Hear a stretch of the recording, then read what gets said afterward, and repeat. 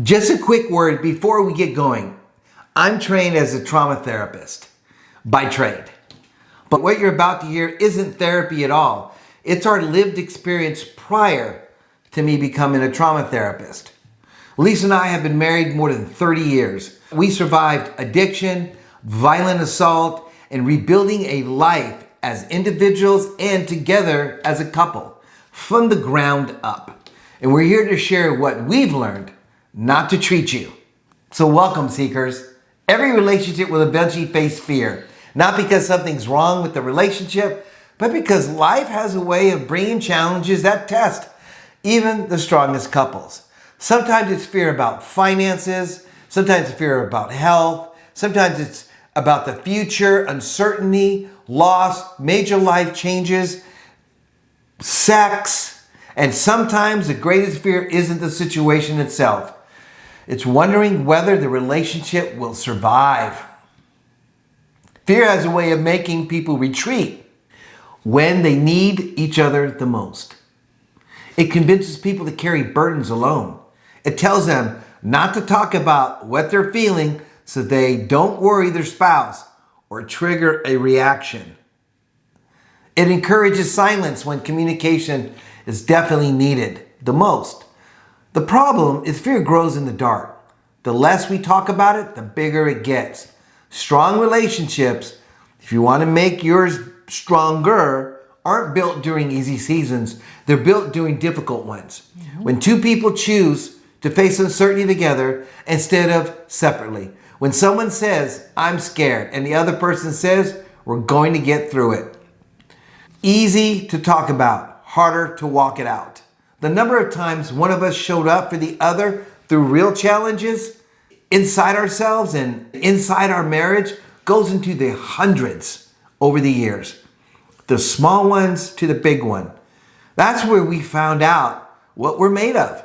Looking back, some of the hardest conversations we ever had were the most important. Not because they were easy, but because they brought us closer when fear could have pushed us apart. Many couples underestimate how much fear affects our day-to-day life together. Most people don't walk around saying, I'm afraid. Instead, it shows up sideways. It shows up when someone avoids talking about money because they're worried about the future. When someone gets defensive because they're afraid of criticism. Oh, wow. It's like that, huh? When someone withdraws emotionally because they're afraid of being misunderstood. When a spouse stays quiet about their needs because they're afraid of creating conflict. It shows up in small, everyday ways too. Fear of disappointing your partner, of not being enough, of making the wrong decisions, of failing your family, of not being able to provide. Fear of losing someone that you love. These fears sit beneath the surface, shaping how we communicate and connect without us even noticing. I grew up hearing, you shouldn't feel that way. Anytime I shared what I felt. Anybody else? And so I learned not to share it. Even as our relationship grew, I kept things to myself instead of telling Mike because I was afraid I'd hear that same thing again, especially if my feelings didn't match his. Hiding those fears instead of speaking up only made things worse. And then resentment set in, and eventually it came out in unhealthy ways. I still work on this today, and I've grown. I tell people I've got a backbone, and my skin got thicker. My feelings don't run me anymore, but this takes time. It took me time, and I have a spouse, thankfully, who's growing right alongside with me, working with me, the same way I work with him. Now, we're not perfect, and that's okay. Healthy relationships aren't built because couples never feel that fear. They're built because couples learn to talk about their fears instead of letting them quietly create that distance between them. There are seasons where fear feels completely justified.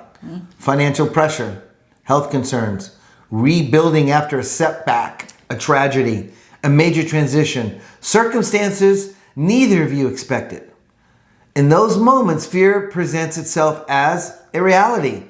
It tells you everything that could go wrong and convinces you to focus only on the problems instead of the possibilities. Right. That's when couples have to remember, neither of you is the enemy. Fear is the enemy. And you get to decide, are we going to let it pull us apart, or are we going to face it together? After we were stabbed, I was unstable. I kept telling Lisa, you're better off without me, more times than I could count. One time she said, you might be right. So for weeks I sat with that. Would she leave and take our son? Did I want another man raising my boy? She loved me before this. Did I love her? I had no answers, and I was afraid. Courage in a relationship doesn't always look dramatic. Sometimes it's choosing to have one more conversation. Sometimes it's making a hard decision together. Sometimes it's trusting each other when neither of you know what the future holds.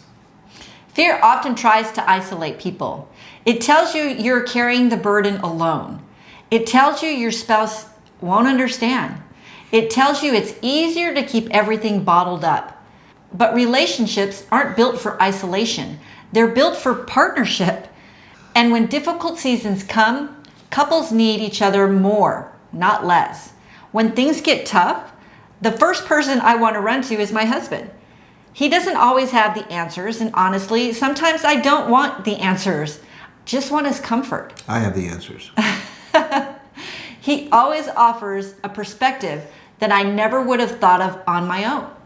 I just have to be willing to listen.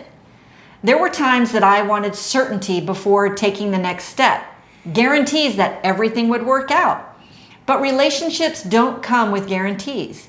Marriage doesn't come with guarantees. Life doesn't come with guarantees. What we do have is the chance to face that uncertainty together. And there's a real strength in knowing that you're not carrying it all alone. Yeah, and many couples quietly carry fear shaped by past experience. We have. Yep. We've been hurt before, betrayed. You've experienced loss, watched relationships fail, been through seasons that left scars. I mean, I've heard a stat, 50% of people get married, get divorced. Imagine the couples. Those experiences can create fear long after the event itself has passed. And without realizing it, people just start protecting themselves from things that haven't even happened. They get guarded. They assume the worst case scenario. They avoid vulnerability to avoid pain. But fear doesn't just block pain, it blocks connection too. Every couple eventually has to decide whether past fears will guide healthy decisions or control the whole relationship. Because if yesterday's wounds becomes today's decision makers, it's hard to build the trust and intimacy every relationship needs. I'm going to say that again. If yesterday's wounds become today's decision maker, it's hard to build trust and an intimate relationship every relationship needs for the future. A lot of people listening can relate to that. Sometimes the fear isn't that the exact same thing will happen again. Sometimes it's simply the fear of feeling the hurt again. That is understandable.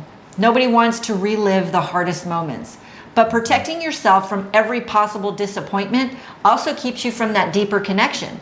It keeps you from being fully known. It keeps you from fully trusting the person standing right beside you. Healing doesn't mean pretending the past never happened. It means refusing to let the past control every future decision. It means learning to trust again, communicate again, open up again. Not because there are guarantees, but because real relationships, they require that vulnerability. We know couples who are really strong, and they're the ones who faced fear together. Yeah. They walk through uncertainty together, financial struggles together, health challenges together, setbacks together, hard conversations they didn't choose together. They faced all of it side by side. That's how people stay married for 30, 40, stay together 2 decades, 50 years. They didn't always have answers, but they stayed on the same team. Us against everything else. They refused to let fear lead the relationship. If you're facing something difficult right now, you don't need every answer. It can be messy. Allow it to be messy. You don't need perfect confidence. You don't need to know exactly how it'll turn out. You just need the courage to take the next step together. Talk about it. Pray about it. Face it together. If this one hits close to home, we made a free worksheet called the Facing Your Fears Worksheet for Couples. to take this conversation further on your own. A few questions to talk through together this week. It's linked in the description. Go grab it together. Most relationships don't get stronger because life gets easier. They get stronger because two people learn to stand together when life gets hard. And in those dark times, remember, stand firm. And never surrender. Till next time. See ya.